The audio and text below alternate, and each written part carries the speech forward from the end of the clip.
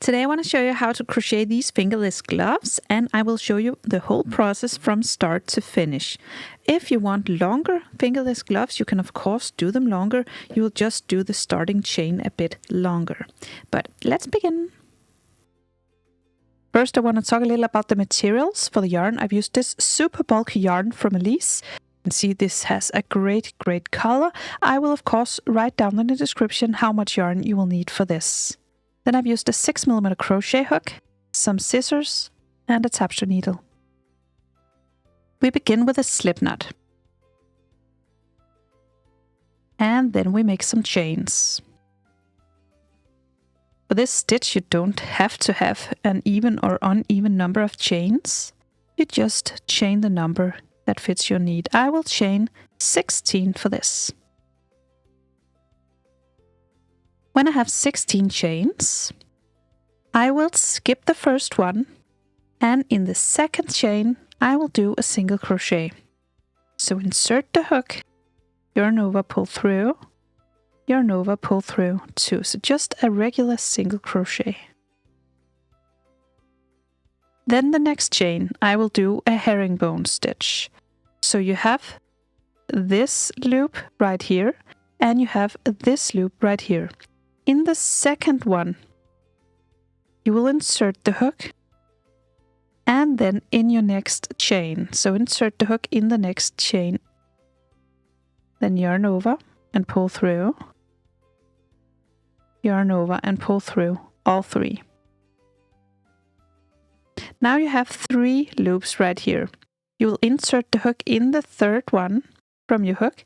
So insert the hook underneath this one and through your next chain, down here, then yarn over, pull through, and yarn over, pull through all 3 loops. Okay, and then pull through this third one, insert the hook underneath the third one, and then in your next chain, yarn over and pull through, pull up a loop, yarn over, pull through all 3 loops. And it's pretty important to keep this loose, since these one will define the stitches. So insert the hook in the third one, in the next chain, then yarn over and pull through, and then pull up a loop so you keep it loose, and then yarn over and pull through all 3. And then you just continue like this all the way across. So now we have our first row. Now we will chain 1 to turn. And this will now be the front of our work. So when we turn it, we now have the back side facing us, and this will be the front. For the herringbone stitch, we will always insert the hook from the front. So we will actually be inserting the hook from the front side. Now we will skip the turning chain, and then we will insert the hook in the second chain, in the second stitch. We will bring the yarn in front, and then we will insert the hook from behind, so from the front, and underneath the stitch, like so. And we will also take this loop down here, so the third loop as well. So through all 3 loops, and then we will grab the yarn and pull through, pull it up, just pull it up a bit so we keep it loose, and then grab the yarn and pull through. So that's the first stitch. Now we will continue. See the back side here, you have this loop. We will insert the hook into this loop, and then we will insert the hook from behind in the next stitch through all 3 loops. So you have these 3 as well. Then we grab the yarn, pull through, and pull up a loop. So you have 3 loops on the hook. Then yarn over and pull through all of them. And then again, turn it, insert the hook in this loop, and in the next stitch, through all 3, 1, 2, 3, Then grab the yarn, pull it through, and pull it all the way up. Just give it a good pull. Yarn over, and pull through all 3. And you see the stitches becoming on the back side. It's pretty beautiful. Then insert the hook in this one, and then in the next stitch through all 3 loops. Grab the yarn, pull through, pull up a loop. So you have your 3 loops. Yarn over, pull through all 3 loops. So this is how you do it when you work on the back side facing you. Then you have this on the front. You see the herringbone stitches becoming right here. And you will just repeat this all the way across. And that was row 2. You finish row 2 with a chain. So chain 1 and then you turn. Now you have your front facing you again. So we will now be working from the front to the back. In the first stitch here, you will do a regular single crochet. So just insert the hook and single crochet. And then in the next stitch, you will insert the hook underneath this loop. And then in the next stitch, but through all 3 loops, have this, and the 3rd loop back here. So insert the hook through 1, 2, and 3, through all 3 loops. Then grab the yarn, pull up a loop, just pull it good, yarn over, and pull through all 3 loops. And then in the next stitch, you insert the hook in this loop, and then through all these 3 loops.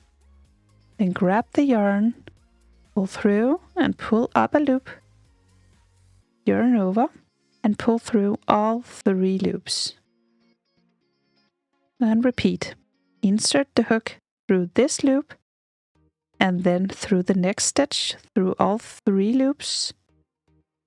Grab the yarn, pull through, and pull up a loop, yarn over, and pull through all 3 loops. Insert the hook through this one, and then through all 3 loops through the next stitch. Grab the yarn, pull through, pull up a loop, yarn over, and pull through all 3.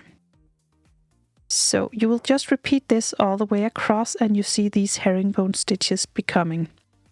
You will now continue just repeating row 2 and row 3 again, and then you will see this herringbone stitch in its perfect state. Just repeat row 2 and row 3. So when it's long enough to reach around your hand, I will now cut the yarn. Just remember to leave a bit for sewing. I will just give you the measurements, about 21 centimeters all the way across. Now pull this one through all the way and find your tapestry needle and thread it.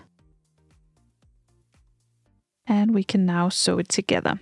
And we will fold it so we have the right side in, so we will sew it together on the inside. And I will just do the whip stitch. So the whip, whip, whip. And I give it a couple of extra stitches at the ends, because that's where the most pressure is. And then I will just sew it together, but not all the way, because we need to leave a gap for the thumb. So just make a seam.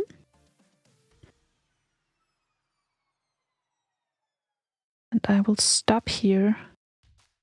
So I did, how much? 3 centimeters. And then I will just lead this through some stitches. I won't weave it in. I will just take it under some of these stitches a bit further down, about 5 centimeters gap right here. And then I will continue sewing. So this will be the gap for my thumb. for about 5 centimeters. And then I sew the rest of it together. And again, in the other end, I will weave it in, but I will give it a few extra stitches because this is where the pressure really is high. So now weave in this end, go through these stitches and just back and forth. And then you can cut the yarn. Then you turn it around and you're done. Then you can wear it and make another one. And they are so cute. And that's it. I hope you found this tutorial easy to follow. If you did, please press thumbs up and subscribe to my channel. I hope to see you again soon. Bye.